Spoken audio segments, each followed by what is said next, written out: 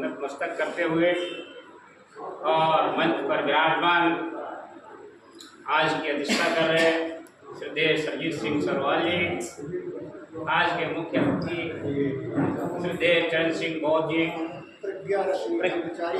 ब्रह्मचारी प्रज्ञा रश्मि, और श्रद्धेय श्री बाबूराम जी, श्री नवाब सिंह जी और सभी साथियों भाई और बहन। सबसे पहले तो जैसा कि श्री मदन मोहन भास्कर जी ने मेरे बारे में बताया, उसके लिए हम आप सबका धन्यवाद करते हैं कि आपने हमें ये जिम्मेदारी दिया है कि इस संगठन का अध्यक्ष का पद और इस संगठन के उद्देश्यों को प्राप्त करने के लिए हम आगे विचार करें। आज का बहुत पावन दिन है, महान दिन है कि आज के दिन भगवान बुद्ध का जन्म हुआ और आज के ही दिन भगवान बुद्ध को ज्ञान की प्राप्ति हुई और आज के ही दिन भगवान बुद्ध का अध्यावसान हुआ।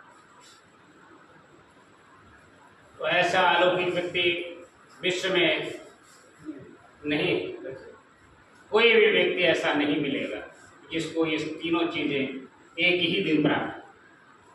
तो ऐसा महामानव जिसने मानवता के लिए पूरे विश्व में उपदेश दिया और लाखों करोड़ों लोग उनके समर्थक हुए। इसी मानवता को ध्यान में रखते हुए बाबा साहब ने जब उनका अध्ययन किया तो बाबा साहब ने उनके उद्देश्यों को भारतीय संविधान में भगवान बुद्ध के जो दर्शन था वह उतार दिया। तो भारतीय संविधान केवल बाबा साहब द्वारा ही लिखित नहीं है, यह भगवान बुद्ध का दर्शन भी है। चूंकि हमारे बीच अतिथिगण हैं और बहुत सारे वक्तागण हैं, मैं आपका ज़्यादा समय न लेते हुए मैं इस कार्यक्रम को चलाने के लिए जो हमारे पूर्व महासचिव और काफ़ी जुझारू हमको मार्गदर्शन देने वाले, हमको रास्ता देने वाले श्री मदन मोहन भास्कर जी, मैं उनसे अनुरोध करता हूं कि वो आज के कार्यक्रम को आगे संचालित करें। अधिकार दिए, हम अपनी पढ़ाई पूरी करने के लिए तत्पर रहे, पढ़ाई की, और एक वो समय था कि जो ग्रेजुएशन भी नहीं कर सके, नॉन ग्रेजुएट थे, उनको भी एक नौकरी का मौका मिला। क्यों? कि बाबा साहब ने संविधान में अधिकार दिए थे और हम अपनी जेनरेशन के फर्स्ट लर्नर कहलाते हैं। हमने उन अधिकारों का फायदा उठाया। नौकरी की, नौकरी करने के बाद मकान बनाए, बच्चों को शिक्षा दिलाई, बच्चों को आगे बढ़ाने के प्रयास किए। लेकिन मैं आप अपने इसके साथ साथ आप सभी से एक सवाल पूछना चाहता हूं कि क्या हमने जो करना था वैसा किया? यदि मेरे से ये उत्तर पूछा जाए तो मैं कहूँगा कि जो हमें करना चाहिए था समाज के प्रति वो हम नहीं कर पाए। क्यों? कारण क्या? कि जिस समाज से हम आते हैं उसको बाबा साहब ने एक सूची दी शेड्यूल्ड कास्ट की। शेड्यूल्ड कास्ट में हजारों उपजातियां आती हैं और सबका जो बैकग्राउंड था, सबका जो आधार था, आर्थिक, सामाजिक, शैक्षिक, वो सब हमारे सामने है, सामने था। हमने महसूस किया, हमने उसको समझा, हमने उसको बरता। में बाबा साहब ने दिया उसका हमने भरपूर लाभ उठाया। और मैं अगर गलत नहीं हूँ तो हमारी सामाजिक स्थिति, आर्थिक स्थिति यदि पारिवारिक तौर पर समझने की कोशिश करते हैं तो अगर एक परिवार में 4 भाई हैं, 2 बहनें हैं, 2 माँ बाप हैं, 8 आदमियों का एक परिवार है, तो उसका पालन पोषण परिवार के मुखिया के लिए बहुत आसान नहीं था। और उस समस्या को हल करने के लिए पिता ने या परिवार के मुखिया ने चारों बच्चों की शिक्षा ना करा के 2 बच्चों की शिक्षा कराई। 2 को मजदूरी के लिए मजबूर किया गया। परिस्थिति ने उनको पढ़ने का मौका नहीं दिया। संवैधानिक रूप से बाबा साहब ने अधिकार दिया, लेकिन हालात आर्थिक ये थे कि वो चारों नहीं पढ़ पाए। अब समस्या खड़ी होती है। 2 भाई पढ़ लिख लेते हैं, आरक्षण के आधार पर नौकरी मिल जाती है। तो जब हम परिवार की बात करते हैं, कुटुंब की बात करते हैं, समाज की बात करते हैं, तो क्या हम अपने आप से ये पूछ सकते हैं कि जो 4 की कीमत पर 2 पढ़े हैं, 4 भाइयों की कीमत पर 1 पढ़ा है, क्या उसने समाज जो तीसरे नंबर पर आता है उससे पहले अपने परिवार को समझने की कोशिश की? जिन 2 भाइयों को आर्थिक रूप से वो मौका नहीं मिला, उनका भी अपना परिवार था। क्या उन कर्मचारियों ने या अधिकारियों ने अपने परिवार के उन बच्चों को वो सुविधा दी जो अपने बच्चों को दी? और यदि वैसा नहीं हुआ तो उसका खामियाजा हम आज देख रहे हैं। बुद्ध वंदना की, त्रिशरण पाठ किया, पंचशील शीलों का विवरण किया। हमारा जो ये पर्व है, देखिए आज महान पर्व है। बुद्ध पूर्णिमा का दिन पूरे संसार में बड़े हर्षोल्लास और धूमधाम से मनाया जाता है, क्योंकि ये बुद्ध धर्म में सबसे बड़ा दिन है। जैसा पूर्व वक्ताओं ने बताया कि इससे 3 चीज संबंधित हैं, मैं उसको रिपीट नहीं करूँगा, लेकिन एक जरूर बात करूँगा कि भगवान बुद्ध का जन्म 563 ईसा पूर्व हुआ था। उसके बाद 35 साल के बाद उनको ज्ञान प्राप्त हुआ, 528 ईसा पूर्व। उसके बाद उनका परिनिर्वाण होता है 80 साल की उम्र में, तो वो हुआ था 483 ईसा पूर्व। ये उनका कुछ घटनाक्रम है लेकिन मैं एक बात कहूँगा, यहाँ काफ़ी लोग बैठे हुए हैं, बुद्ध धर्म से वाकिफ है। देखिए, बुद्ध धर्म एक सीधा साधा धर्म है, इसको मानेंगे तो बहुत सीधा साधा धर्म है। क्यों सीधा साधा मैं कह रहा हूँ कि हमारे जीवन से संबंधित है, हमारी दिनचर्या रोजाना होती है, उससे संबंधित है। कैसे? जो आपको पंचशील भगवान बुद्ध के धम्म में मिली है, वो आपको अपराध मुक्त बनाती है। पांचों शील आपको अपराध मुक्त बनाती है, और जब हम अपराध मुक्त हो जाते हैं तो हमारा जीवन ठीक ठाक चलेगा, क्योंकि ये जो 5 चीज हैं, इन्हीं से सारी चीजें पैदा होती हैं। और इसी में आदमी अगर कहीं उल्लंघन करेगा, इसका दुरुपयोग करेगा, तो आप समझ लीजिए कहीं न कहीं आप अपराध के दायरे में बनेंगे और उससे आपकी जिंदगी खराब होने के चांस है। तो सबसे पहले भगवान बुद्ध ने पंचशील दिया, और वो भी सारनाथ में अपने साथियों के साथ, जो पांच थे, जो उनके साथ रहे थे तपस्या के टाइम पूरे 6 साल।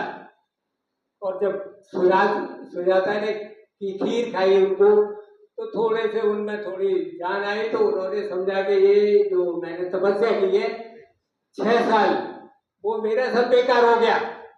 उसके बाद उन्होंने 40 दिन का वहां से दूसरी जगह पास ही है बौद्ध गया, जहाँ उन्होंने बौद्धि वृक्ष के नीचे ये ठाना कि मैं 40 दिन में ज्ञान प्राप्त जरूर कर लूंगा। और ये मान के वो 40 दिन का सामान रखा उन्होंने, जो भी छोटा मोटा होगा खाने का, तो उस टाइम उन्होंने 40 दिन का सामान रखा, और 28वें दिन उनको ज्ञान प्राप्त हुआ, जो आत्म ज्ञान बोलते जैसा भी है। उसके बाद देखिए, ज्ञान उनको कैसा मिला? वो सेल्फ ज्ञान है, कोई कहीं ऊपर से नहीं टपका है। एक तो उन्होंने ये सिद्ध कर दिया कि ये संसार में कोई भगवान नहीं है, कोई ईश्वर नहीं है, कोई इसको चला रहा नहीं है, ये प्रकृति है जो अपने आप चल रही है, और लोग भी ऐसे ही चल रहे हैं। इसमें किसी का न संरक्षण है, न कोई रक्षक है, इसका कोई रक्षक नहीं है। आदमी स्वयं अपना ही रक्षक है।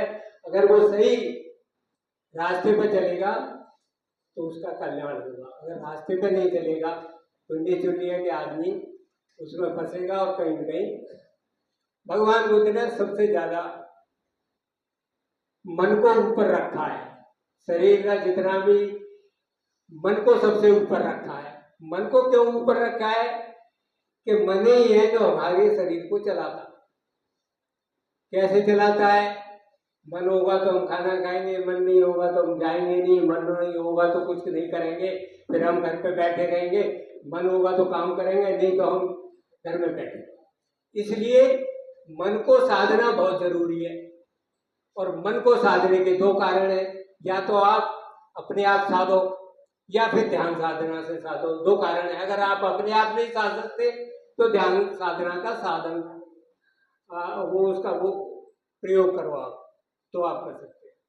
तो भगवान बुद्ध ने अपने 45 साल में ज्ञान प्राप्त के बाद 84,000 उपदेश दिए, जो हम जानते हैं। 84,000 उपदेश दिए, वो पैदल चल के दिए, वो किसी की सवारी पे नहीं चले, घोड़ा गाड़ी ऊंट बैल किसी पे नहीं गए। ये बहुत बड़ी बात है। छोड़कर मुझसे सारे ही एक्सपीरियंस लोग यहाँ पर बैठे हुए हैं, तो बुद्ध का मार्ग हमें क्यों अपनाना है? बस मैं यही एक बात आप लोगों से कहूँगा कि अगर चोर ना हो तो पुलिस क्या करे, और अगर डॉक्टर ना हो तो मरीज़ क्या करे। तो अगर हमें लगता है कि भाई मंदिर में घंटी बजाने वाला पुजारी बीमार नहीं होगा, तो ऐसा देखा है आपने कभी? नहीं होता ना। तो वही बुद्ध धर्म है कि जो 4 आर्य सत्य हैं कि पहला तो हम ये जान लें कि जीवन में दुख है, दूसरा उस दुख का कारण है, तीसरा उस दुख का निवारण है, और चौथा निवारण के तरीके। तो जो इस मार्ग पर चलेगा वो कभी परेशान नहीं होगा, दुखी नहीं होगा। और एक बात और जो आजकल चल रहा है, एक सफ़ेद दाढ़ी वाले बाबा को भगवान बुद्ध से लोग कंपेयर कर रहे हैं कि उन्होंने घर छोड़ा। तो यहाँ पर भी वही फार्मूला होता है कि पीएम का बेटा पीएम बना तो वो कोई अचीवमेंट नहीं है, सीएम का बेटा सीएम बना तो कोई अचीवमेंट नहीं है। मायावती जी को आज हम क्यों जानते हैं?